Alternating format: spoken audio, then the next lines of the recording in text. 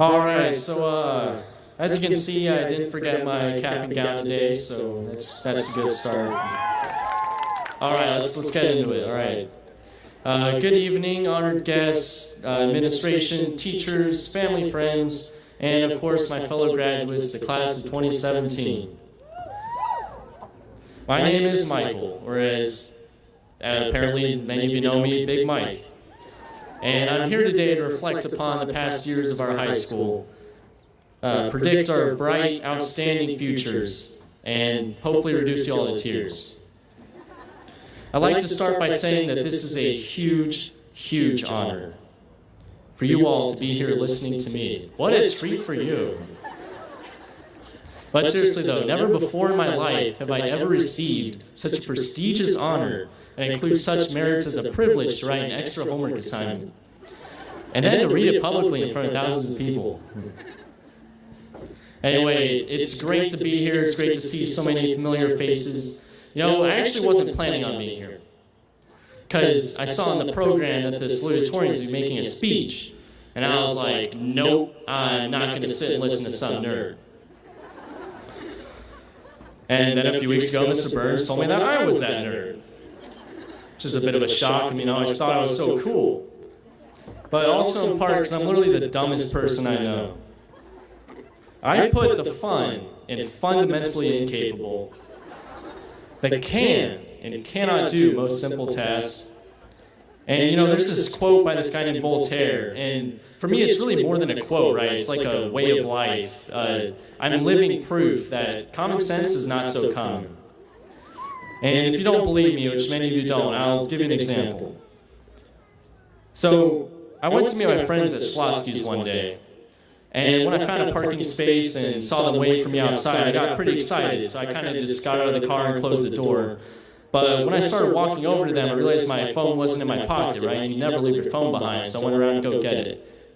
And turns out you can't open a car door when it's locked.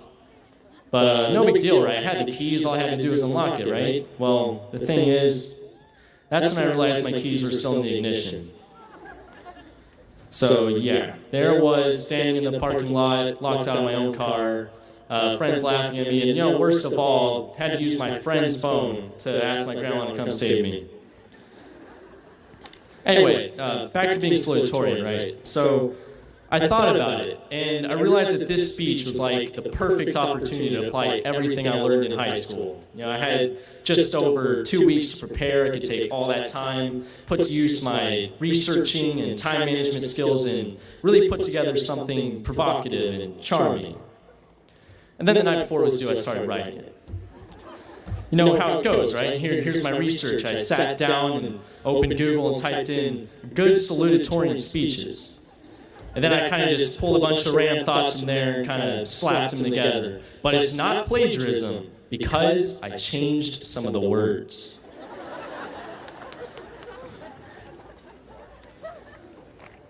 Now, as much as I would like to stand up here and give advice, the sort of smug sense of satisfaction that comes with being salutatorian, in good conscience I can't. Because I know that I'm not one of the most qualified up here. I can look around and see loads of people that outclass me. Don't get me wrong, I'm slapping salutatorian over every resume I ever made for the rest of my life. But there are several talented individuals here, like Cameron Atkins, one of the few people who can probably procrastinate better than I can. Or Haley Hodgson, who is way better than I'll ever be at cheating. I mean winning at card games. I'll never be as athletic as Reese Johnson, and I'll certainly never be as deceptively handsome as my good friend Jordan Nolan. The point is, everyone you're going to see on stage tonight has some fantastic talent. So remember that if you catch yourself kind of clapping half-heartedly when you hear a name you don't know, and trust me, you'll get to that point. I've been there before, playing with the band. It gets pretty boring sometimes, so try not to do that. But the point is that they're all talented, wonderful people, and the only reason that they're not up here giving this speech right now is because I took the easiest classes. Which, when you think about it, doesn't that make me the smartest? Okay, so there are a few pieces of advice that I'd like to give that I learned in my time in high school, and you don't really have a choice. You just kind of have to sit there and take it. So the first thing I learned is if you're not happy with where you are, you have to make a change. Be it love, be it work, be it anything else in your life. You've got to find the courage to take that leap, because only you are responsible for your own happiness. And the second, yeah, I know, kind of deep, right? And the second thing I'd like to say is that after today, your graduation, congratulations everyone, it doesn't get any easier. You're going to have setbacks. You're going to have failures. You're going to have obstacles. You're going to have people blocking your way. You're going to hear people tell you things like, you can't do it, and you're not good enough, and Mike, I love you, like a brother, and nothing more.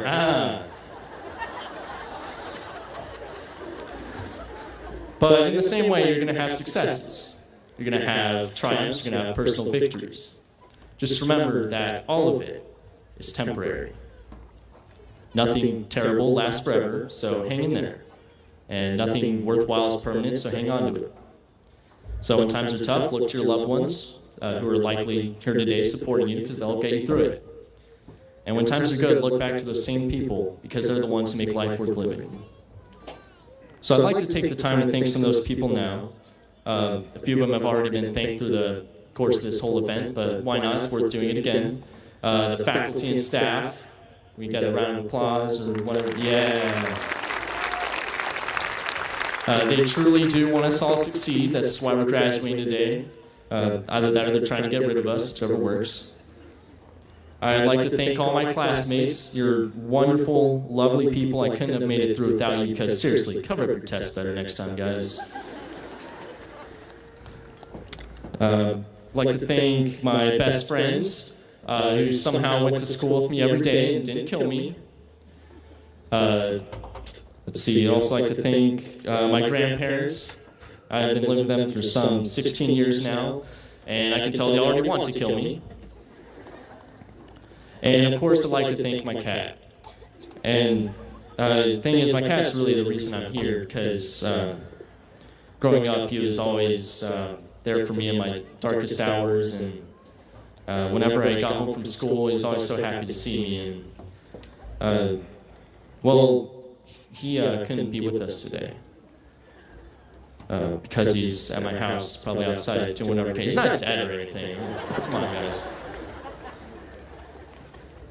All right, by now, I guess you'd all like me to sit down already, so it's with these next words that I speak directly to you, my fellow graduates. There are almost 400 of us graduating today. I still feel as though I barely know some of you, something that I regret. That being said, I also regret knowing far, far too much about some of you. But when I look back at all the memories that we've shared together as a class over the past 4 years, some of us even longer, I really should be smiling for the rest of the summer. Maybe even longer if I didn't have to go to college at the end of it. And for the record, I am going to college. I'm sorry if you lost that bet. The last thing I want to say is that these should not have been the best years of your life. That is a pain I would not wish on any of my enemies. If STAR testing and pep rallies were the best years of your life, you have done something wrong. Anyway, most of you will never see me again, depending on how often you check the FBI's most wanted list. So I'll leave you with this. And I can't sum it up better than Steve Jobs said before me. Our time is limited, so don't waste it doing something you don't love. You've got to find what you love. If you haven't found it yet, keep searching and don't settle. Your work is going to take up a large part of your life. The only way to be truly satisfied is to do what you believe is great work. And the only way to do great work is to love what you do. Congratulations, class of 2017. I salute you. Big Mike out.